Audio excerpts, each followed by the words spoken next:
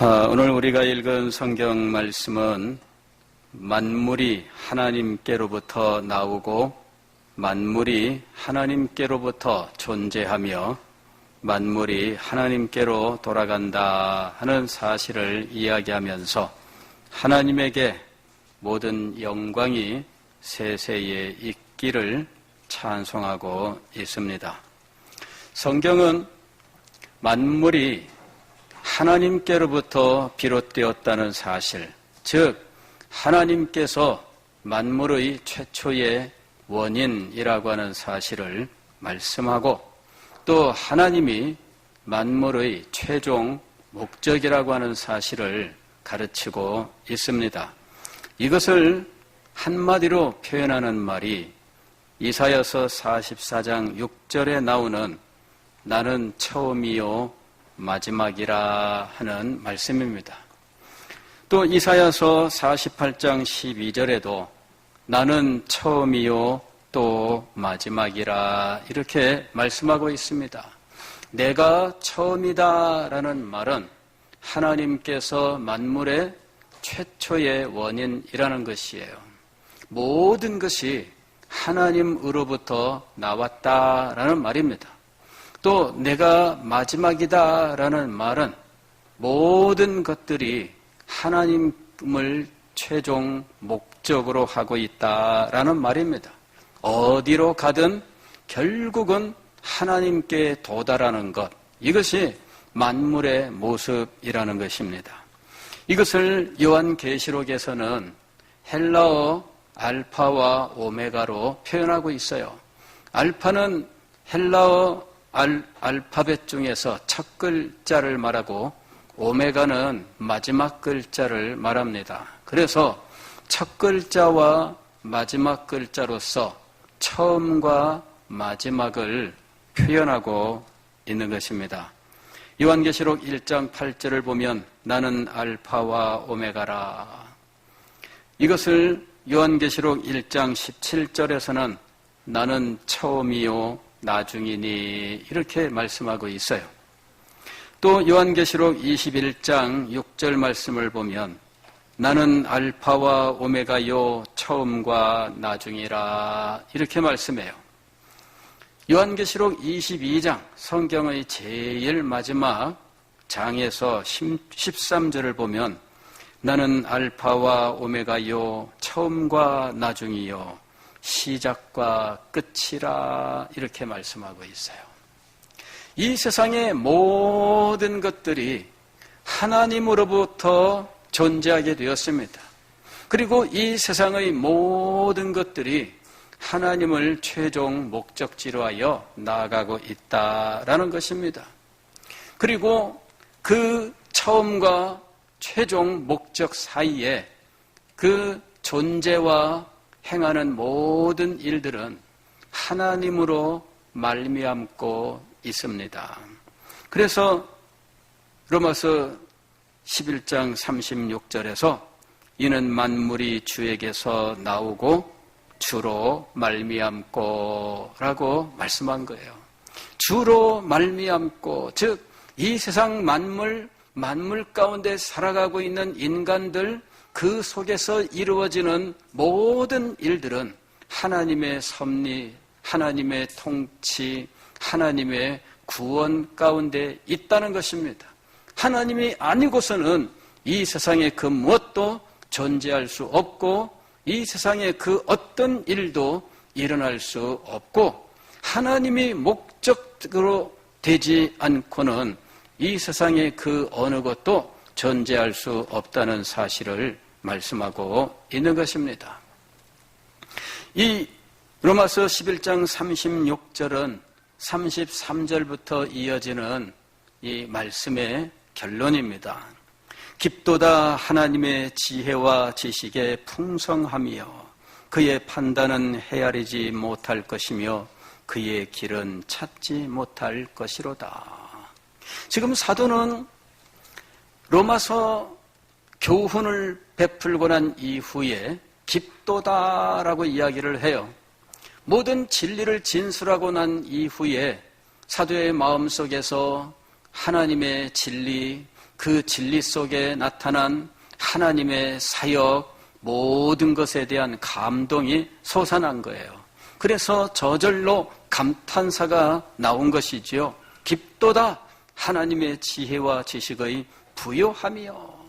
얼마나 대단합니까? 그의 판단은 헤아리지 못할 것이며 그의 길은 찾지 못할 것이로다. 34절, 35절은 비할 데 없는 하나님의 지혜와 부요함에 대해서 이야기합니다. 누가 주의 마음을 알았느냐? 누가 그의 모사가 되었느냐? 아무도 없다. 하나님의 지혜가 이 세상 그 누구의 지혜의 도움을 받을 필요가 없습니다. 비교할 수 없는 가장 탁월한 하나님의 지혜. 또 35절, 누가 주께 먼저 드려서 갚으심을 받겠느냐? 하나님께 받았으면 받았지, 인간 중에 그 누가 하나님 앞에 드려서 하나님이 하나라도 더할 수 있겠느냐 하는 거예요. 하나님은 그 자체로 풍요로우신 분이에요. 하나님에게 우리가 무엇을 드린들 하나님이 그것으로서 부자가 되시겠습니까? 그것을 통해서 하나인들 부족한 부분을 채우시겠습니까? 하나님은 그런 분이 아닙니다. 지금 사도는 하나님의 그 영광, 즉 여기서 영광이라고 부르는 것은 하나님을 하나님 되게 하는 하나님의 성품의 탁월함을 이야기하는 거예요. 그 가장 탁월함을 사도 바울이 마음속에 깊이 깨닫고 그 감동으로서 하나님 앞에 영광의 찬송을 드리고 있는 겁니다. 그가 그렇게 감동했었던 하나님의 지혜와 지식의 부요함은 어디에서 나타났을까? 가깝게는 로마서 9장부터 11장까지에 나오는 말씀의 내용입니다. 여기서는 앞으로 남아있는 하나님의 구속사, 하나님의 경륜에 대해서 말씀하고 있어요. 이것은 아직 성취되지 않은 예언이라고 부르는 부분이었습니다.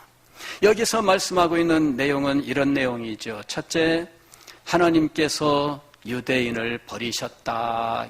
유대인을 버리셨다. 동적인 유대인이 하나님의 버림을 받았는데 유대인이 다시 구원을 받을 수 있다면 내가 저주를 받아 끊어질지라도 내가 원하는 바로다. 이렇게 유대인 동족에 대한 애끓는 마음을 표현을 하고 있습니다. 하나님께서 유대인을 버리셨습니다. 하나님께서 그들을 선택하시고 하나님의 백성으로 삼으시고 하나님의 나라를 삼으시고 그들 가운데에서 그리스도께서 오시면서 세계 만민을 구원하시고자 하시는 영광스러운 계획을 가지고 계셨는데 이제 예수님의 십자가 사건 이후에 유대인은 버림을 받았습니다. 그들은 이제 더 이상 하나님의 언약의 백성이 될 수가 없었습니다. 두 번째로는 이방인들이 하나님의 부르심을 받았습니다. 사도 바울은 이방인에게 보냄을 받았고 이방인들에게 그리스도의 십자가를 증거하고 이방인들이 하나님의 교회의 지체가 되는 놀라운 일이 일어났습니다.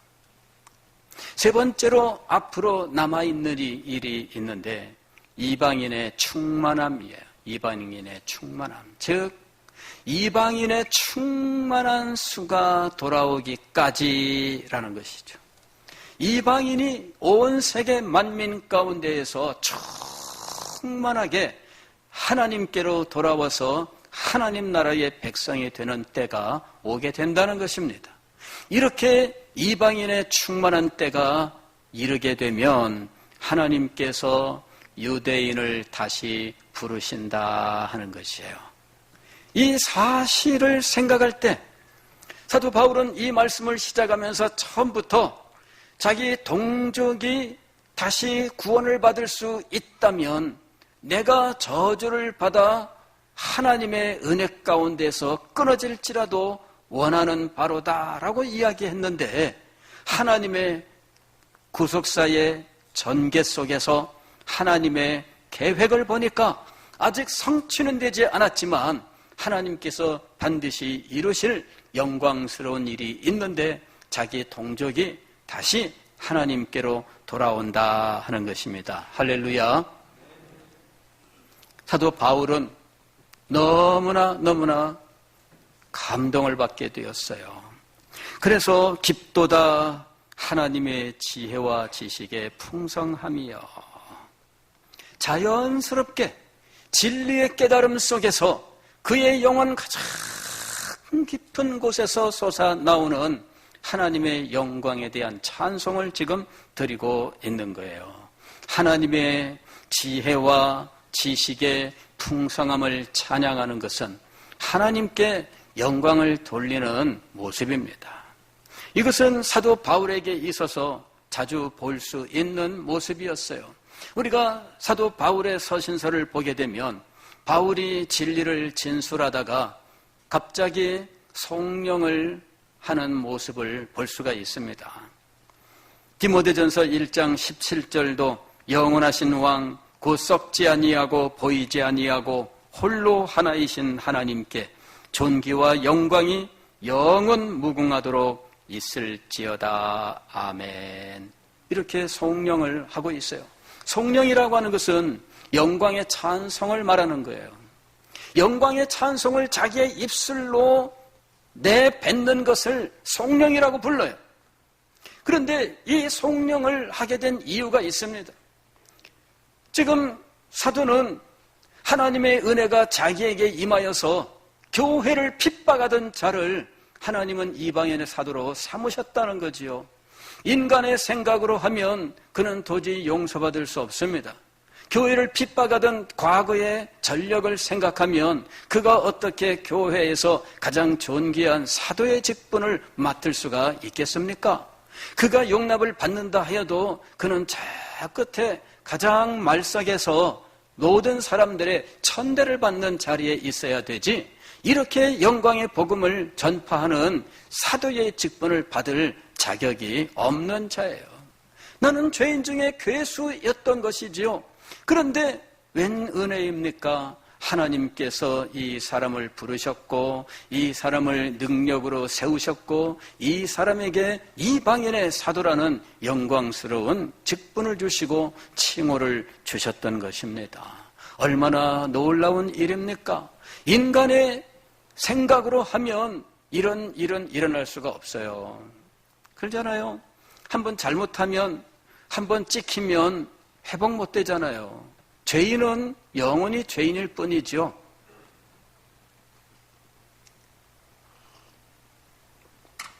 어떻게 그런 일이 일어날 수 있을까요? 그것은 하나님의 주권, 하나님의 자유로운 선택에 의해서 이루어진 거예요. 이것은 하나님의 은혜였던 것입니다. 인간이 이에 대해서 무엇이라고 말할 수 있을까요? 하나님 안 됩니다. 하나님 부당합니다. 저런 죄인은 교회 안에서 용납하면 안 됩니다. 저 사람 때문에 스데반이 죽었습니다. 저 사람 때문에 많은 사람들이 흩어졌습니다. 많은 사람들이 자기의 집을 잃고 재산을 잃고 고향을 떠나서 먼 곳으로 이율이 방황해야 했습니다. 다메섹에까지 쫓아가서 그리스도인들을 잡으려고 했었던 아주 나쁜 존재입니다. 저 사람을 용서하신다 할지라도 이렇게 귀한 자리에 두셔서는 안 됩니다. 이것이 인간의 생각입니다. 저 같으면 그렇게 해요. 그러나 하나님께서는 제 생각대로 하지 않으셨습니다. 할렐루야. 예, 제 생각대로 하지 않으셨어요. 하나님이 저로 하여금 잠잠하라. 잠잠해야 돼요. 내가 들었을 자를 들어쓰겠노라. 하나님의 주권이에요. 그래서 다윗이 자기가 가지고 있는 무슨 어떤 공로에 의해서가 아니라 하나님의 주권적인 은혜를 통해서 사도가 되었고, 그는 이 은혜에 감격하여 자기의 생명을 아끼지 아니하고 충성하는 하나님의 종으로 사역을 했던 겁니다. 하나님의 공의와 하나님의 은혜가 사도 바울에게서 나타났어요. 그에게 행하신 하나님의 이 일들은 하나님의 주권을 드러내는 일이었습니다. 그래서 사도는 영원하신 왕이라고 노래한 거예요. 왜? 왕의 결단입니다. 영원하신 왕의 결정입니다. 누가 거기에 대해서 말할 수가 있습니까? 영원하신 왕 곧 썩지 아니하고 보이지 아니하고 홀로 하나이신 하나님께 존귀와 영광이 영원 무궁하도록 있을지어다. 하나님의 주권이 사도 바울을 사용하시는 하나님의 사역 속에서 나타난 거예요. 우리가 잘 아는 조나단 에드워즈 목사님은 청년 시절에 이 성경 말씀을 읽을 때 마음속에 무한한 말씀에 하나님의 영광에 대한 깨달음이 임하게 되었어요. 그때까지 그는 마음속에 하나님께 대한 의문을 가지고 있었습니다. 하나님께서 어떤 사람은 구원으로 선택하시고 어떤 사람은 멸망으로 버리신다니 불합리하다라고 생각을 하고 있었어요. 착한 사람을 구원하고 나쁜 사람은 그렇다면 괜찮은데 이것은 하나님의 마음에 달린 것이지 인간의 특성에 달린 것이 아니다라고 하는 이 말씀을 받아들일 수가 없었습니다. 어떻게 착한 사람이 멸망으로 버림을 받을 수 있을까라고 생각을 한 거예요. 물론 그때 이 착하다 악하다는 하나님의 기준이 아니라 인간적 기준이었던 것이지요. 그는 이 디모데전서 1장의 말씀을 읽을 때 자기의 어리석음을 깨닫게 된 거예요. 자기가 생각했었던 것이 얼마나 어리석은지. 하나님은 주권적인 하나님이십니다. 만물의 창조자로서 만물에 대하여 하나님은 마음대로 작정하신 하실 권세를 가지고 계셔요. 그래서 하나님께서 구원할 자를 선택하시고 멸망할 자를 버리시는 이것은 오로지 하나님에게 달려있다라는 것입니다. 그는 사도 바울의 고백 속에서 이 사실을 깨닫게 되었어요. 그러면서 자기의 마음속에 있었던 모든 의문들을 해결하게 된 것입니다. 진리의 깨달음을 통해서 마음속에 말할 수 없는 기쁨이 넘쳐 흐르는데 하나님이 얼마나 영광스러운 분이신지 하나님의 권세가 얼마나 놀라운 분이신지 마음속에서 이 깨달음이 그의 영혼에 차오르기 시작한 거예요. 그래서 영원하신 왕 곧 썩지 아니하고 보이지 아니하고 홀로 하나이신 하나님께라고 하는 이 하나님께 대한 하나님의 주권에 대한 이 말씀이 조나단 에드워즈의 마음속에 밀려 들어오면서 모든 의문이 사라지고 하나님 앞에 굴복하게 된 거예요. 하나님께 존귀와 영광이 영원 무궁하도록 있을지어다. 이것이 조나단 에드워즈의 신학의 핵심이 됩니다. 하나님의 영광. 교회 역사 속에서 하나님의 영광에 대하여 조나단 에드워즈보다 더 깊이, 더 철저하게 말씀한 분이 없어요. 제가 학생 시절에 교회에서 말씀을 배우면서 서유리문답 제1문 사람의 제일 되는 목적은 무엇입니까? 사람의 제일 되는 목적은 하나님을 영화롭게 하며 그를 영원토록 즐거워하는 것입니다. 이것을 배우고 오직 하나님의 영광을 위하여 살아야 한다라고 배웠습니다. 그래서 저는 하나님의 영광을 위해서 살아야 되겠다고 결심을 했습니다. 그런데 하나님의 영광을 위해 산다는 것이 무엇일까에 대해서는 아는 바가 없었어요. 학생 시절에 제가 생각할 수 있는 하나님의 영광을 위한 삶은 공부 잘하는 거였어요.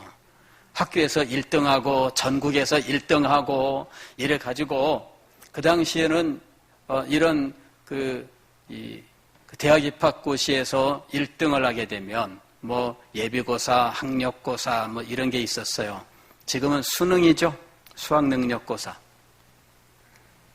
전국 1등을 하게 되면 인터뷰가 있어요. 언론 인터뷰가. 그래 와가지고 마이크 들이대고 그럴 때 가장 먼저 무슨 말을 해야 될까요? 모든 영광을 하나님께 돌립니다.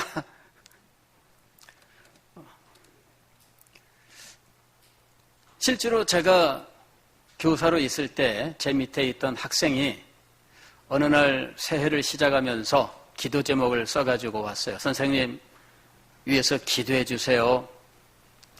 기도 제목은 뭐냐? 전국 1등을 해서 인터뷰할 때 모든 영광을 하나님께 돌립니다. 이 말을 할 수 있도록 기도해 주세요.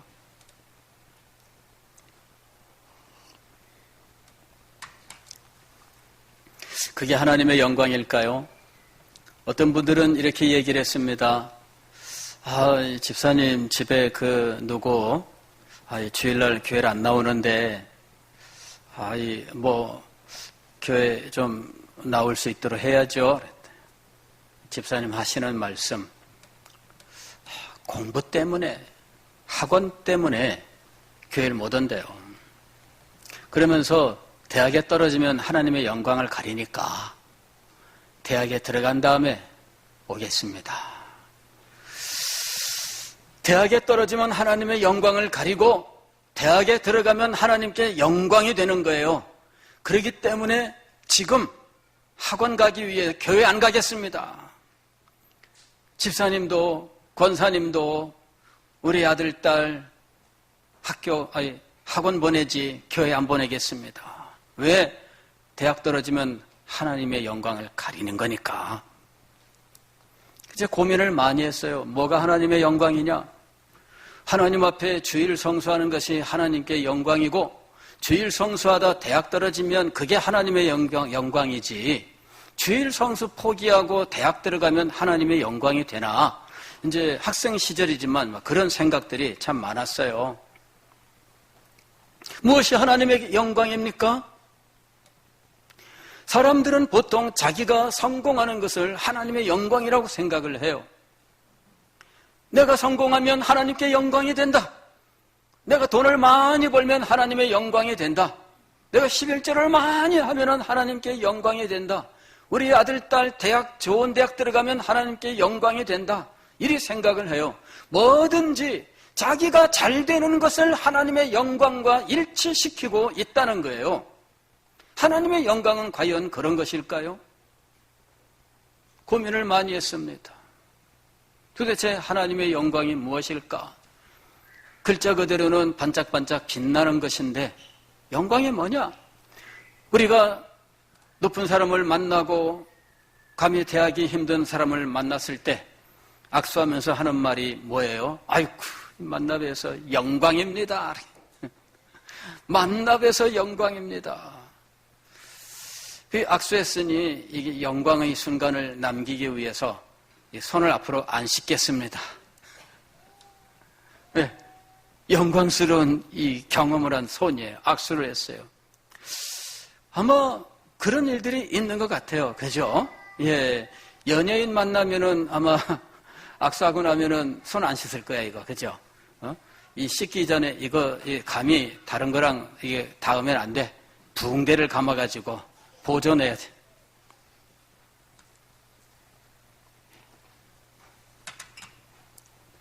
하나님의 영광에 대해서 고민을 했어요. 무엇이 하나님의 영광일까?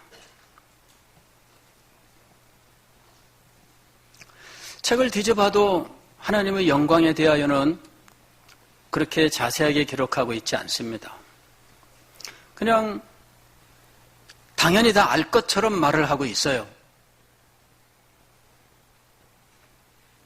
그런데 조나단 에드워즈 목사님이 천지 창조의 목적이라고 하는 글을 썼는데 그 책에서 천지 창조의 목적은 하나님의 영광이다라고 말씀하면서 그 이유를 아주 자세하게 철저하게 논증을 하고 있는 거예요.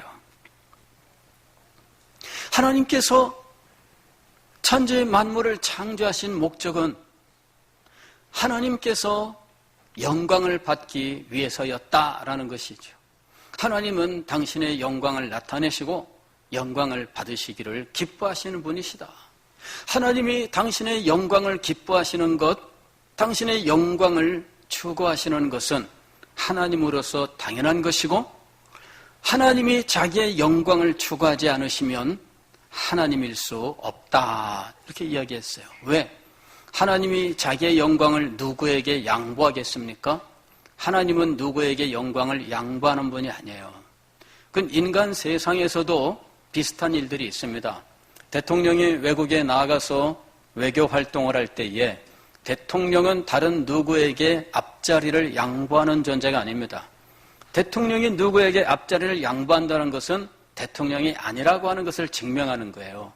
왕이 누군가에게 자기 앞자리를 양보하는 것은, 이것은 왕이 자기의 왕의 직위에 대하여 자신감이 없다는 거예요.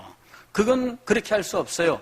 실권을 가진 신하일지라도 형식상이라도 왕을 앞자리에 모실 수밖에 없어요. 왜 그렇습니까? 이 첫째 자리를 양보하는 것은 왕의 덕목이 아니에요. 왕은 첫 자리를 양보할 수가 없어요.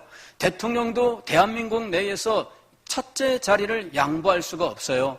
지역에서도 여러분 각 기관장들이 한 자리에 모일 때 이 자리 싸움을 얼마나 하는지 몰라요. 나를 왜 거기다 뒀냐? 인사 순서, 나를 왜 인사 순서 뒤로 밀었냐? 여러분 굉장히 치열합니다. 그런데 여러분 대통령이 1번 자리를 양보하겠습니까? 왕이 1번 자리를 양보하겠습니까? 하나님이 행하시는 모든 일 속에서 하나님은 당신의 영광과 권능을 누구에게 나누어주지 않습니다. 그렇게 할 수 없습니다.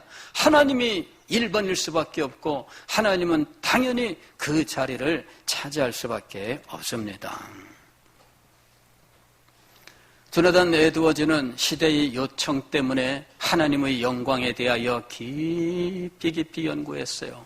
그는 하나님의 영광에 대한 열정이 사라져가고 있는 시대에서 하나님의 주권을 외면하는 이 시대의 변화 속에서 그는 이것을 붙들고 씨름했었던 인물입니다.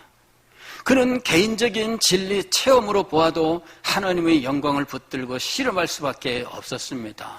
그는 하나님의 주권에 대한 의심 속에서 디모데전서 1장 17절의 말씀을 깨닫고 하나님의 영광, 하나님의 주권에 대한 깨달음으로 모든 의문을 다 벗어버리고 하나님의 영광을 붙들고 살게 되었기 때문이지요. 그는 하나님께서 창조 속에서 당신의 영광을 나타내실 뿐만 아니라 창조 자체의 목적은 하나님의 영광이었다라고 말하고 있어요. 그러면서 이 영광은 인격적, 지성적 존재, 이렇게 우리 자신을 말하는 게 인간 혹은 천사를 말하는 거예요. 천사나 인간은 어떤 존재냐면 생각을 가진 존재예요. 생각을 가진 존재는 당연히 생각을 통해서 하나님을 영광스럽게 해야 돼요. 다시 말씀드리면은 하나님이 우리의 하나님이시며 하나님은 우주 만물을 창조하시되 지혜롭고 능력 있는 분이라고 하는 사실을 우리가 알고 인정해야 돼요. 그리고 그 하나님을 기뻐하고 사랑해야 돼요. 그리고 그 하나님을 찬양하고 선포해야 돼요. 이 모든 것들이 하나님의 영광과 관련된 행위들이에요. 하나님 자기 자신은 영광스러운 분이셔요. 그리고 그분이 행하신 일들은 하나님의 영광을 나타내는 일들이에요. 하나님께서 행하신 일들 속에는 하나님의 영광이 솟아나고 나타나게 되어 있어요. 하나님께서 창조를 통하여 당신의 영광을 나타내십니다. 우리는 창조물을 볼 때에 하나님의 영광을 그 속에서 발견하게 돼요. 그러면서 하나님의 지혜와 하나님의 능력이 얼마나 크고 놀라운지를 깨닫게 돼요.